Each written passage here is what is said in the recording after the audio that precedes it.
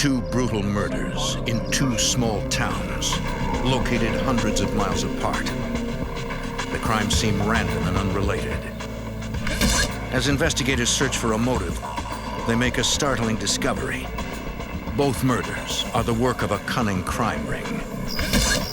Local police and the FBI must untangle a web of lies to stop a dangerous gang that will kill a man for his identity.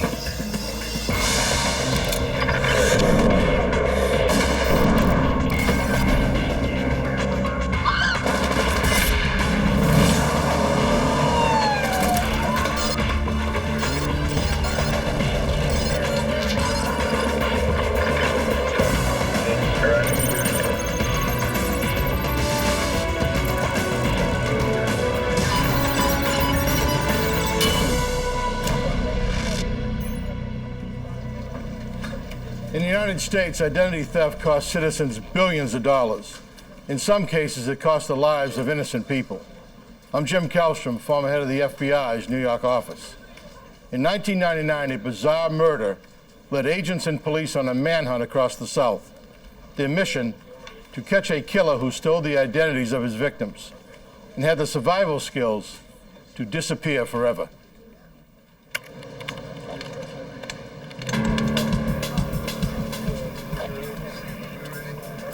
In Henderson County, Kentucky, on March 10th at 3 a.m., the Sheriff's Department receives a bizarre call. A man reports that a stranger is outside his home. The resident tells police that the stranger broke into his truck and is sitting in his driveway honking the horn repeatedly.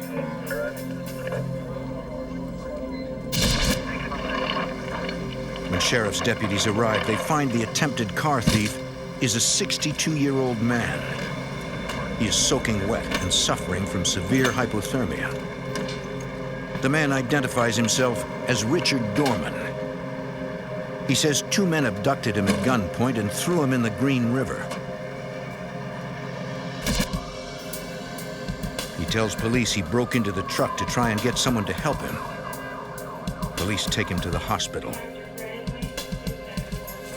Lieutenant Frank Gropp of the Henderson County Sheriff's Department is called out to question Richard Dorman.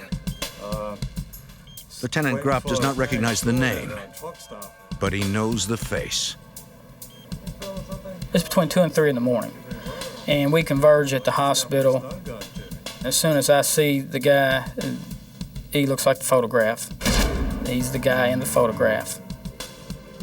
The photo is from a bank surveillance camera. Gropp has been searching for the mysterious man in the photo for 4 weeks, ever since he responded to an emergency call to a local farm. Farmer Jack Norris lived alone in Henderson, Kentucky. On February 3rd, Lieutenant Gropp made a gruesome discovery after a call from one of Norris's neighbors. When I got out there, deputies led me to a building adjacent to the victim's home. In the building, the victim had kept hay, and it's a shed, actually, open-faced. And the contents of the shed was hay from the floor to the top, with a space to the left where you could walk. And over in that space was the victim's body. And at that point, we knew we had a murder. Jack Norris's body was covered with blood. It appeared he was beaten to death. Looked like something had punctured his back several times. There was a pickaxe up toward the entrance. Closer examination, we could see blood on the handle. Blood on the handle? On the pick itself. An inch or more of the pickaxe was wet.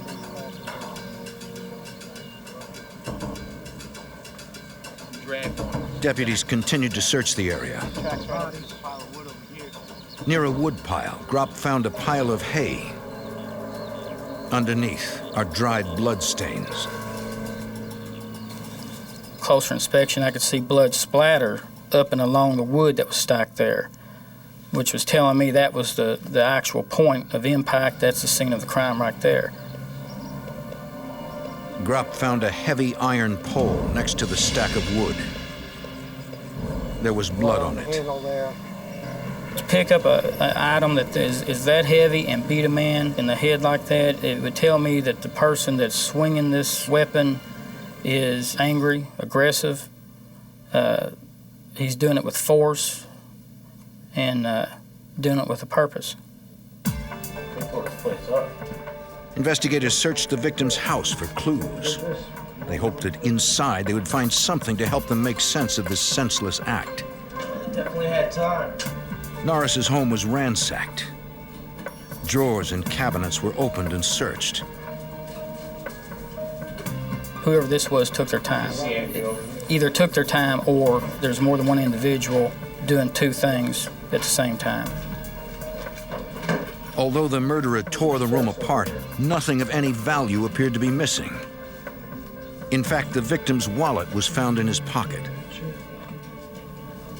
One of the things that struck us was the calendars were still on January 31st, which was Sunday.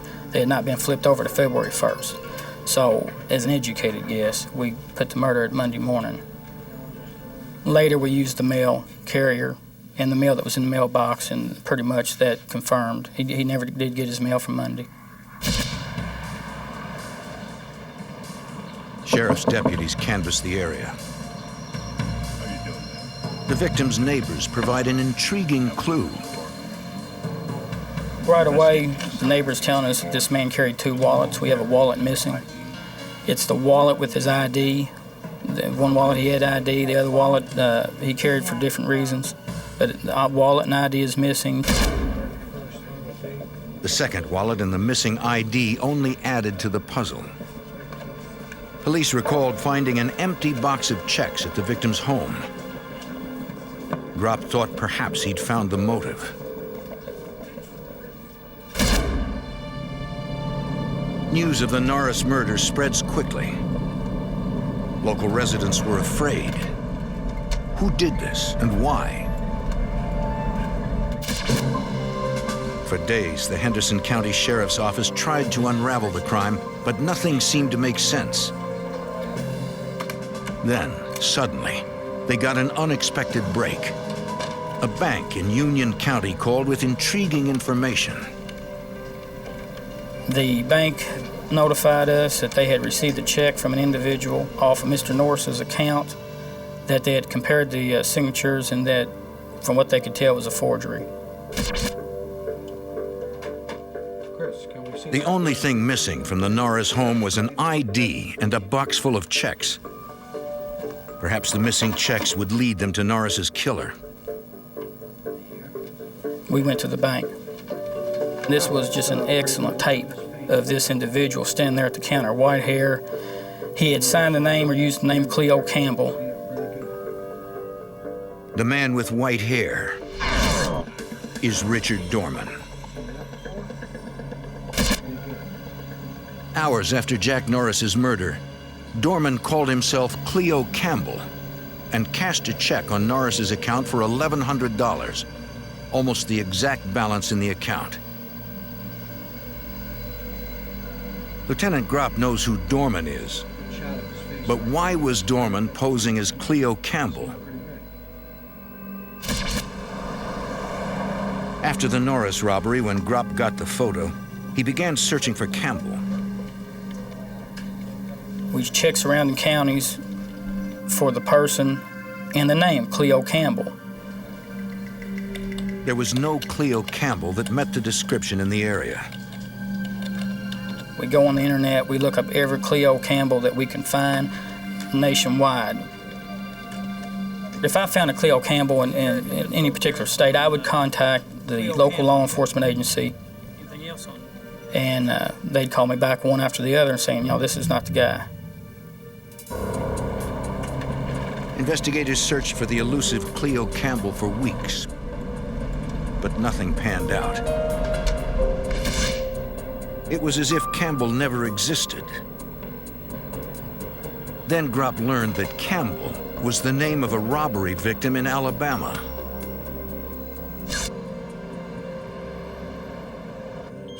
The mystery surrounding Richard Dorman was deepening. Lieutenant Gropp has a lot he wants to ask Dorman. And I said, well, Cleo, and I said, you don't mind if I call you Cleo, do you? That's how I've come to know you. And his eyes are just, they get big. Dorman realizes he's been caught. You have. And in a real polite manner, he says, look, I don't want you boys to be offended, but this goes across state lines. You're going to need some federal people on this. You're going to need the FBI.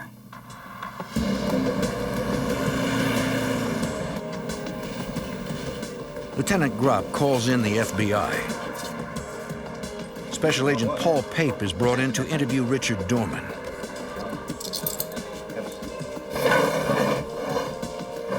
Dorman launches into an incredible story.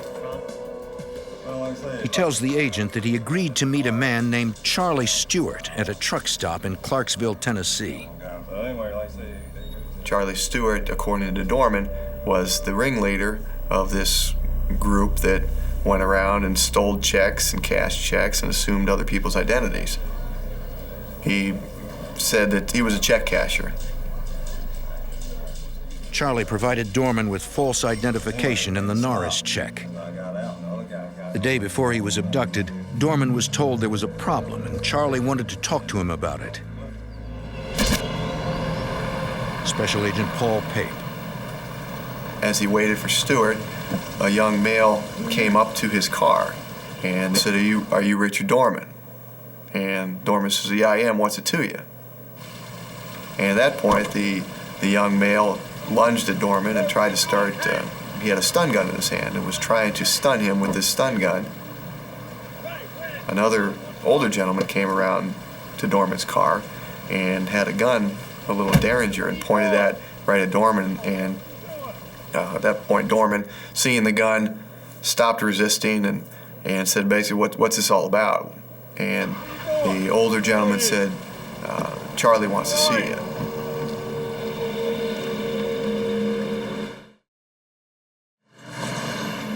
Dorman and the two men drive north until they reach the Green River in Kentucky. Dorman said they pulled over on a dirt road there right next to the river, got Dorman out of the car, and went to the back of the trunk. They gave Dorman a cigarette.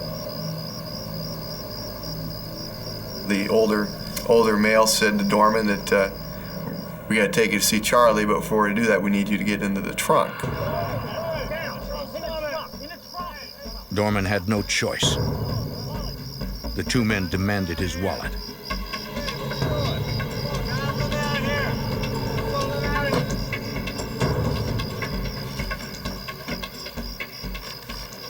And all of a sudden, the vehicle takes off with him in the trunk and plunges over about a 20-foot embankment into the Green River.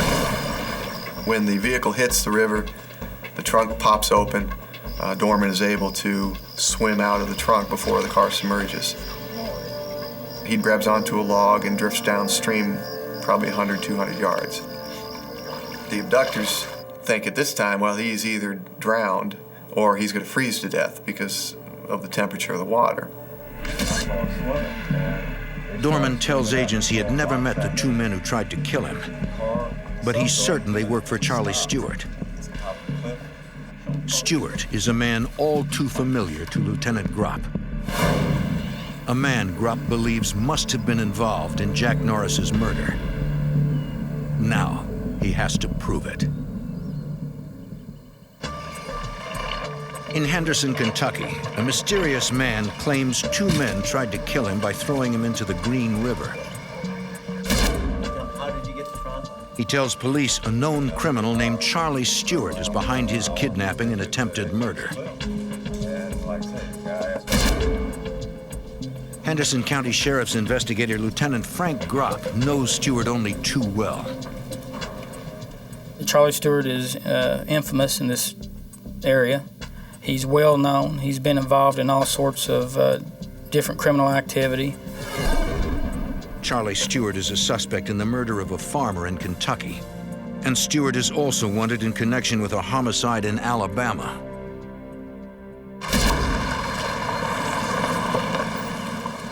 On the morning of February 8th in Alabama, 5 days after the Norris murder in Kentucky, a Morgan County deputy responded to a call. Someone abandoned a van at the old Gum Pond rock quarry. The front end of the vehicle was submerged. The deputy checked out the back. Inside, he found an old quilt, stacks of paperwork, and the body of a man. The victim's wrists were bound. His face was covered with duct tape. Body in the van at the rock quarry. He was not breathing. You could not see any chest movement at all. It was obvious that he was dead. Detective Terry Kelly is a criminal investigator with the Morgan County Sheriff's Office. When an officer comes across what appears to be especially a homicide, but any crime scene that can be processed for evidence, he observes what he can, backs off, calls the investigators, and we arrive and take the scene from there. Investigators secured the scene and waited for the forensic team to arrive. Captain Mike Corley. Patience is hard in a case like this, but we knew that the damaging of evidence or the contaminating of evidence would be crucial in court. Xander, Kelly, forensics here.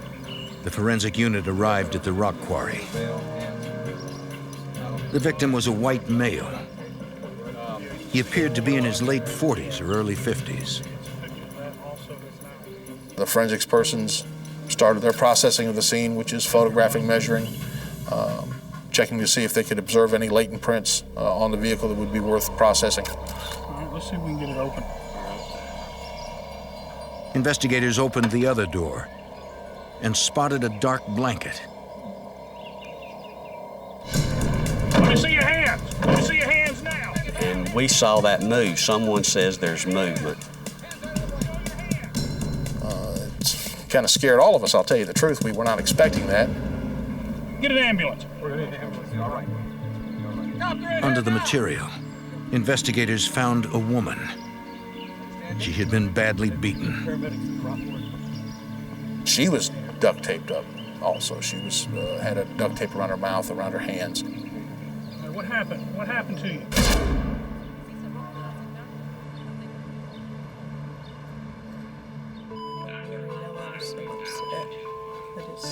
Police questioned the only survivor, Florence Nichols. Forever, but it was a long She told them time. what happened. Did you see what the guys looked like? Florence and her son James had just gotten home from a flea market. He was a businessman. You know, he had a little shop that it was kind of a mom and pop type gun trading and guitars and musical instruments. And they lived together in Eva, and they pretty much always had there in the Eva community. A few minutes later, there was a knock at the door. It was a young man asking for directions. He forced his way into the house, and then he attacked her.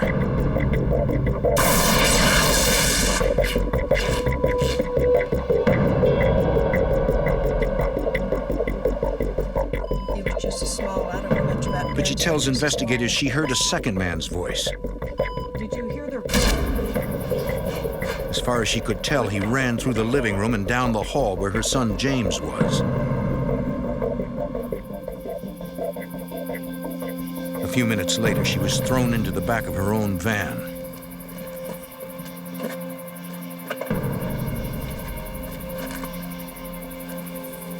Something very heavy was thrown on top of her. It was the body of her son.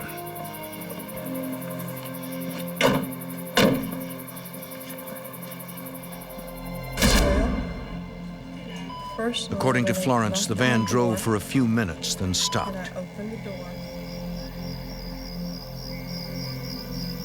door. She had been in that van for probably 14 to 16 hours, as best as we can reconstruct. And the whole time with her son, who was deceased on top of her, fearing for her own life. And It had to have been horrendous. I'm amazed that she survived. she knew deep down that these people intended to kill her.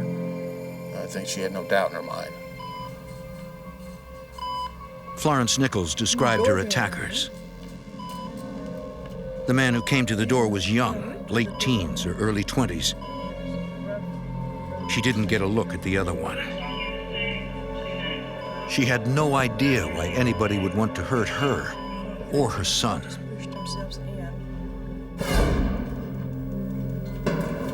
Investigators searched the Nichols home looking for clues.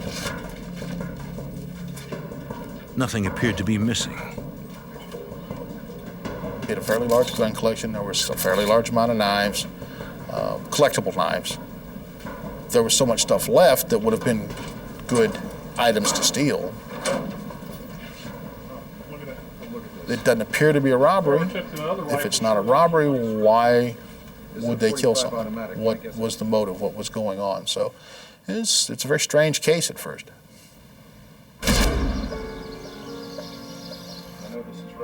Investigators returned to the Nichols home. They wanted to go over the house a second time in case they missed something. This time, Florence Nichols told them she carefully went through her belongings and discovered a few items were missing. Some collectible guns, some knives, about $200 in cash, and her son's checkbook. If those checks are going to show up somewhere forged and pass somewhere else, that could lead you back to your perpetrator. So in a way, it's good news that the checkbook was missing.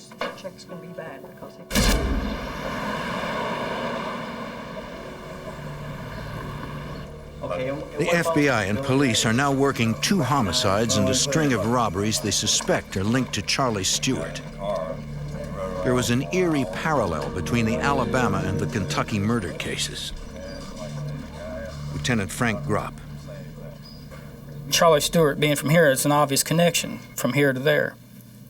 The type of murder is the same. It appeared that the man in Alabama was murdered for his identification, and that fits what we're looking at. So at that point, we kind of focus on Charlie Stewart. When a case comes together, that's exciting. And when the pieces fell together like this, it was more than I could ask for. We felt that this was it. But to solve the puzzle, investigators must first find Charlie Stewart. Agents turn up the pressure on Dorman. Dorman begins to give the agents the details of Charlie Stewart and his deadly identity theft ring. Dorman had been working with Stewart for a couple of 3 years. He was always provided with ID that at least appeared to be him or looked like him. He would walk into a bank very calmly, knowing he had a stolen check and sometimes a check of a dead man, and was passing that and wouldn't even break a sweat, not a nervous bone in his body. He was a pro. Ironically, Dorman himself was targeted by Stewart's deadly scam. When Stewart hired 2 men to kill Dorman, they took his wallet before they dumped his body. So far, police and the FBI have identified 2 members of the identity theft ring.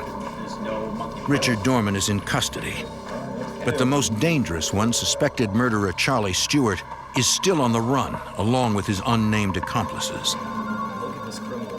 The FBI and police hope Dorman can lead them to the men before they target another victim.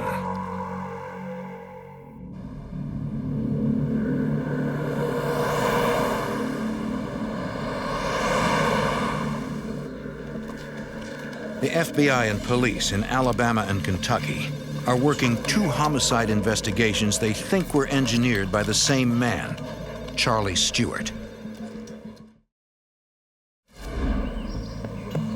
In Alabama, a man was found murdered in a van beside his badly beaten mother at a rock quarry.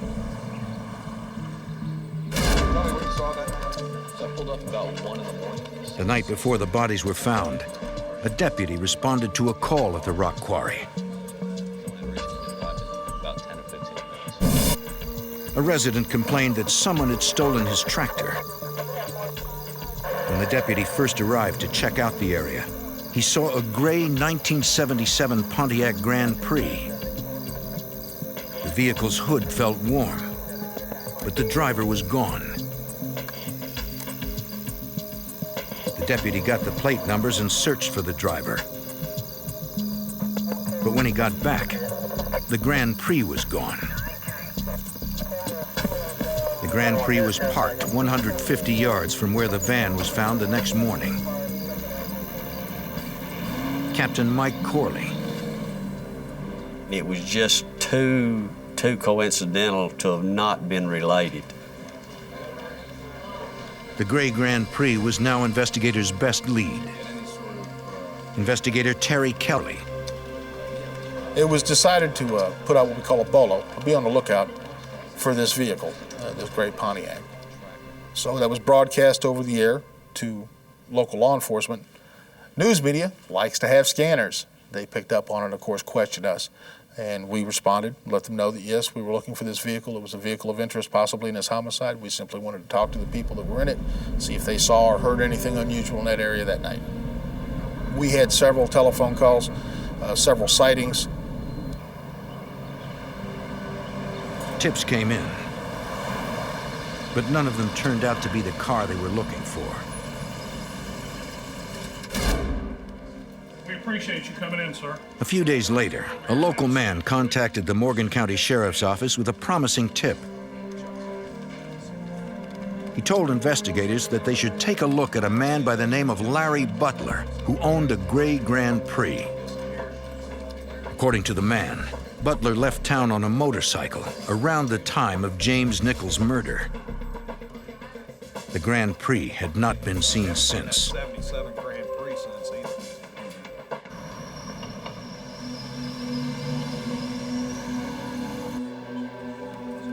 When police pulled up Butler's criminal record, they learned that Larry Butler was an alias. His real name was Charlie Stewart. He has numerous aliases and a long, long criminal history. Burglaries, robberies, violent crimes, and a current warrant on him out of the state of Florida. When you see somebody with that kind of criminal history that suddenly disappears the night of a homicide and nobody's heard from since, you know, I might be a little cynical as a law enforcement officer, but it makes you a little suspicious.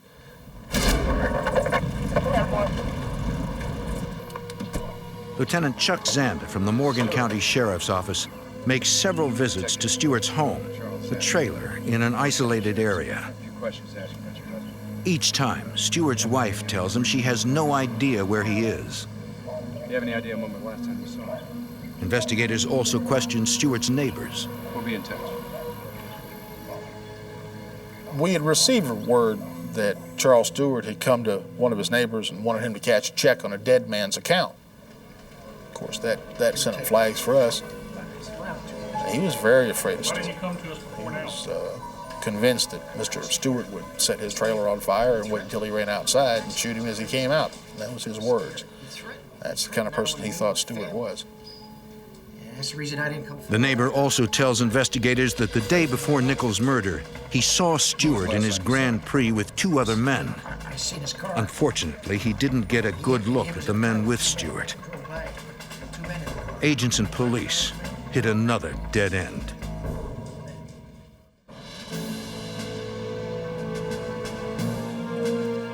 The FBI is involved in an intense manhunt to try and capture suspected murderer Charlie Stewart and shut down his identity theft ring. Agents already have one of his accomplices, Richard Dorman, in custody, but he hasn't been able to lead them to the fugitive. After weeks of working the stalled case, the FBI gets a break. Special Agent Paul Pape. Someone calls me at the office and said that they had information that I needed to hear. This person tells us that the two people responsible for these murders are Billy Lyon and his father, Larry Lyon, both from Henderson, Kentucky. According to the cooperator, Billy Lyon told her they intended to rob a tobacco store in Evansville, Indiana, where he used to work. More stuff soon. He planned to kill the manager and steal the safe. And that was supposed to happen fairly quickly. So with this information, a new sense of urgency is placed on the case, where we not only have old murders, but now we have one that's pending. So we have to act immediately on it.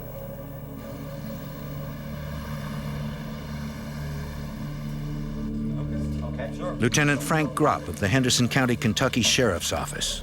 Have you ever seen any of these men? Agent Paul Pape and I, along with City Police, set up a photo array which consists of 6 or more photographs of like individuals who look similar. And we show that to Dorman.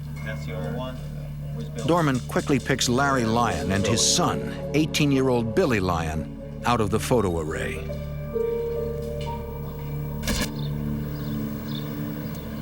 We initiate surveillance on Billy Lyon's house in Evansville, Indiana, with the FBI and the Evansville police. And we also have the house in Henderson, Kentucky, where Larry Lyon is living under surveillance. The plan was to go obtain search warrants and arrest warrants, both in Indiana and Kentucky, for the 2 suspects, their houses, their cars, and get everyone coordinated, bring up the extra help from surrounding areas to coordinate these searches. But as all plans go, this one didn't work out. There he is. There he is. Billy Lyon leaves his house and heads toward Henderson, where his father lives. Let's go, guys. Go, So at this point, we have to make a decision. Do we let Billy Lyon go and run the risk of, 1, losing him, or 2, him going to Larry Lyon's house and coordinate with him to go do this tobacco store murder? So we made the decision that we needed to stop Billy Lyon and arrest him. Driver, turn off ignition and put your hands out of... Shortly after they entered into the state of Kentucky, the Henderson Police Department pulled Billy Lyon's vehicle over, along with undercover units from Evansville PD and the FBI, and we took Billy Lyon into custody.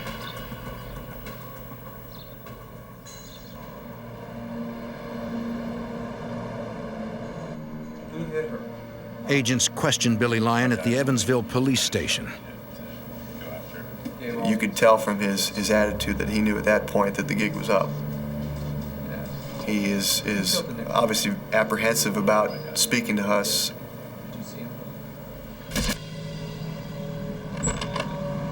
As Billy is being questioned, Henderson deputies maintain surveillance on his father's residence.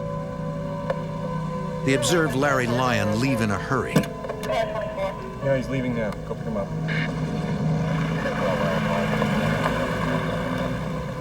Authorities fear Lyon has heard about his son being arrested and that he's trying to make a run for it. Lieutenant Frank Gropp. At that point in time, I believe you have 1 city cruiser that's behind him that initiates a stop. The city officer would hold his position until other officers arrived. But Larry Lyon never gave that chance to happen.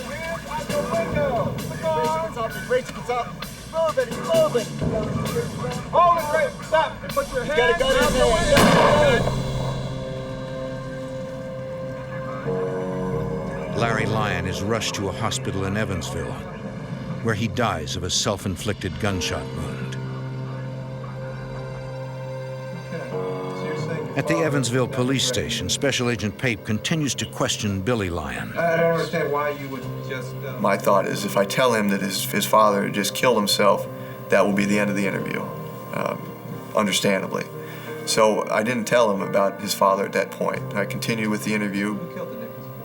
At first, it was almost like pulling teeth to try to get him to say anything.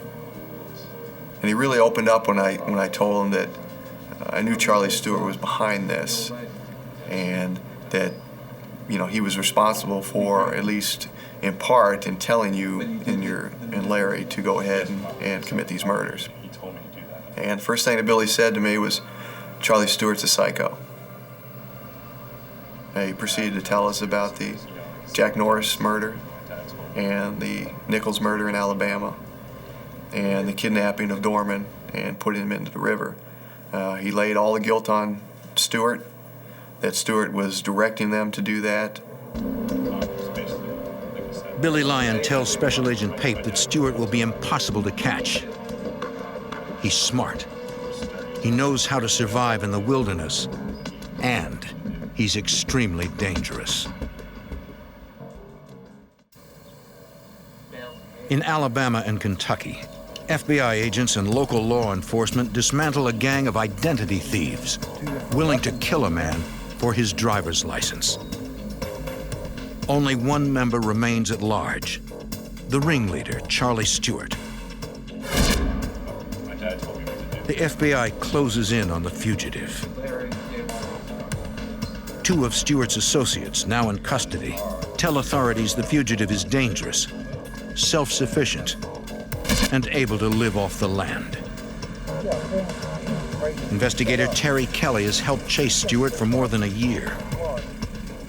He supposedly had money stashed in several different locations that he could keep running to.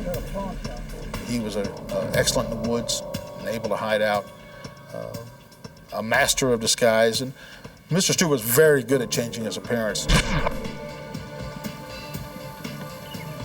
A combined task force of FBI agents and local law enforcement raid Stewart's trailer.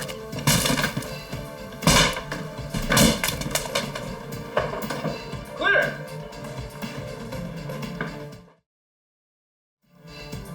Special Agent Scott Broshears.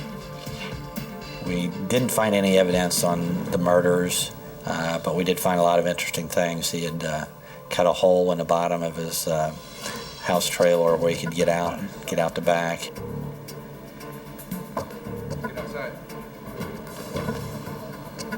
We found a van that was like in the bushes that we didn't even see it when we first arrived, but it had like a telephone wire out there where we could have communications back to his house trailer. Clear, clear, clear. Inside the van, agents find 20 weapons and ammunition. He could have used it as a bunker and held off people for a long time. So we knew that he was not going to be an easy catch, and if we did come across him, it was probably going to be a battle. We got a man there for guns and ammunition. Apparently, Stewart has been preparing for this moment for a long time, Communications wire running from and now he's gone. No signs of him? no signs of- Basically, my job now is, since Stewart lived in my area, was to try to find Charlie Stewart. Even though Stewart seemed to be a ruthless individual, he did value his family.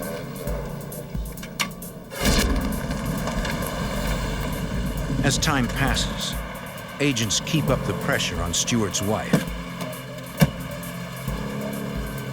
She continues to claim her husband has not contacted her. Our sources would tell us that his wife was very afraid of him, even though she would protect him. She was also afraid of him. Months pass. There is no sign of Stewart. It is frustrating. It's very frustrating. You work as hard as you can, you develop the leads as fast as you can, you look everywhere you can think of looking. After nearly a year, Stewart is featured on a national crime show. We got very few leads, which we felt was unusual, because a lot of times you get a lot of leads and more than you can handle, and you have to start picking and choosing the good ones. But we got very few leads, so that kind of led us to believe, well, he's in hiding somewhere, and it's probably going to be in the Kentucky area that he knows real well, or the Alabama area. Good afternoon, ma'am. Lieutenant Brashears with the FBI. Agents re-interview the fugitive's neighbors. They are too afraid to say whether or not they have seen Charlie Stewart. If Stewart found out that they had talked to us or given any information, he would get him killed somehow. And they really believed that. They were usually scared to death of him and really wouldn't give us a lot of information. As time went on, and as I kind of were able to develop a little rapport with a few of the people, they started cooperating a little bit, and they realized that as scared as they were, they're probably better off getting him captured than having him out on the loose. You know what day it was? Slowly, Stewart's neighbors begin to give agents information. That's all you got? We were able to find out that his wife had bought like a sleeping bag and was buying some clothes that were too big for her kids. She bought size 11 boots, and none of her kids wore size 11, or she had maybe a 14-year-old, but I was pretty sure his feet weren't that big. It's just more evidence that Stewart is hiding in the area. Authorities try a different approach. We developed several sources within the FBI that we thought we could send in to talk to Stewart's wife, just casually to ask questions about this and that. Got everything squared away? Yes. The FBI brings in a friend of Stewart's who has agreed to help police. The man has known Stewart for years.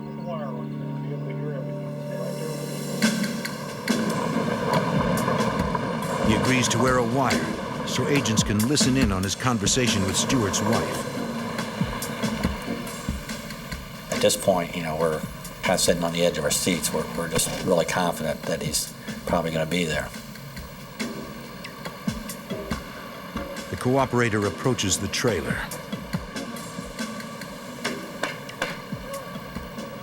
The source went in, nobody was there. He knocked on the door, didn't see anything, and he had to walk back down the dirt road to get back to his car.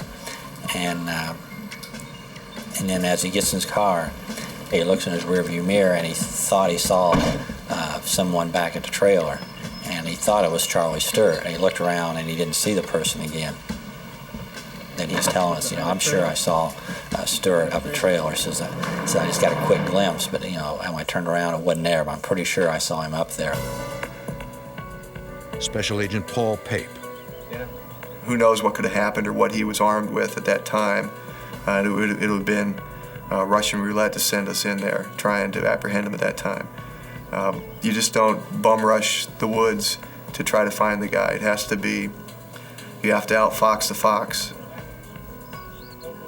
Agents and police must come up with a plan to trap the dangerous fugitive.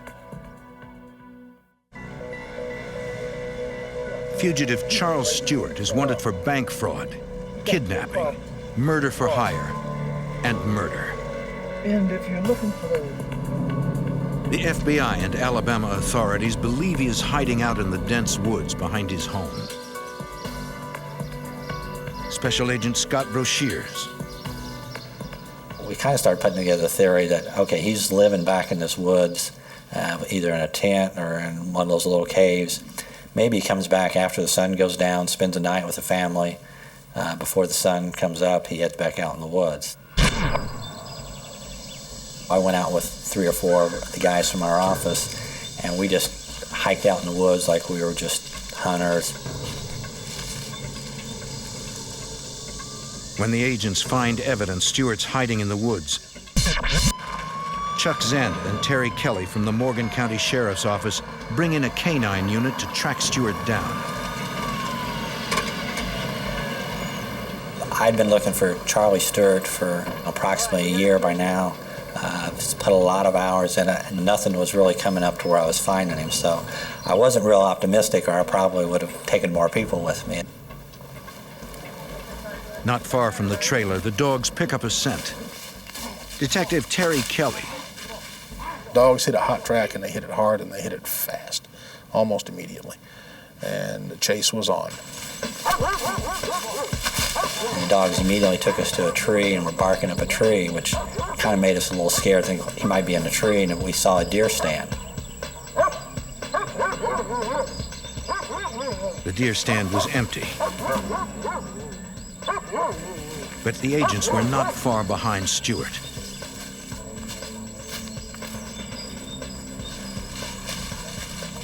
The dogs follow the scent down a ravine to a creek.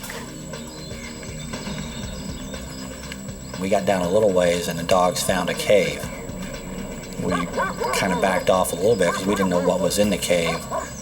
Dogs went in the cave, come back out, but it wasn't real deep, and with our flashlights and things we had, we were able to see there was food, fresh food, the sleeping bag, other camping supplies. Stewart can't be far away. All of a sudden, you see Scott Brashears bounding through the field, and it looks like he's doing about a 4-minute mile. He's hauling. And he's coming to tell us we got a hot track. We got a hot track. We found his cave. We're on him. Guys here. Captain Mike Corley. As quick as I could, I called and I got a roll call of everybody that was in service that day. I called for the air unit. I began to get things in place. We had state police responding, some of the local police officers from the local cities and the sheriff's office trying to establish a perimeter around this 2 by 5 mile wooded area. You know, I probably had between 20 and 30 officers out there.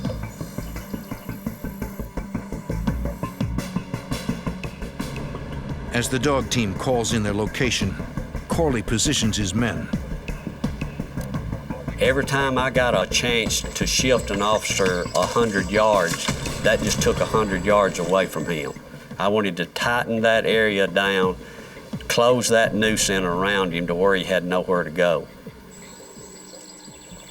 After probably close to 3 hours of chasing him through the woods, I finally hear on my radio from one of the other sheriff's deputies that a guy's been spotted running out of the woods. Help!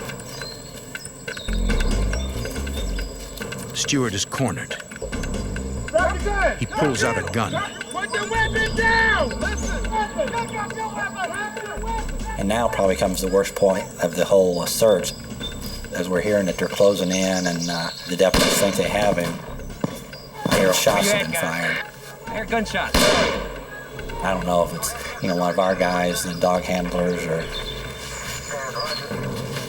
But then a few seconds later, we did hear nobody was hurt and that Stewart had been captured.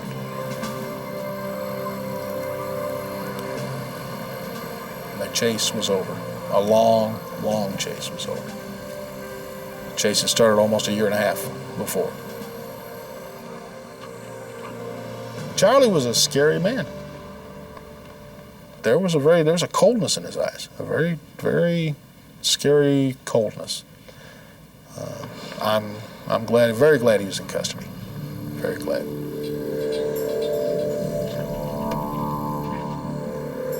In January 2002, Stewart and his gang are tried and found guilty of bank fraud, kidnapping, and murder. Richard Dorman receives a life sentence for his role in the crimes. Billy Lyon is also sentenced to life. Charles Lewis Stewart is convicted on all counts. He is sentenced to life in prison without the possibility of parole. Authorities believe Charlie Stewart masterminded the entire operation.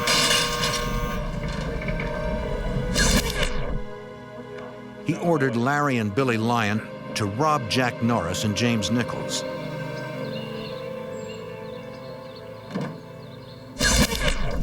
He then handed off the victims' stolen IDs and checkbooks to Richard Dorman, the fourth member of the gang, so he could clean out their bank accounts. Stewart chose his victims carefully, based on their resemblance to Dorman. It's a disturbing scenario. 2 innocent men are dead simply because of the way they looked. The unrelenting investigation by local police and federal agents put this ring of killers and thieves behind bars forever.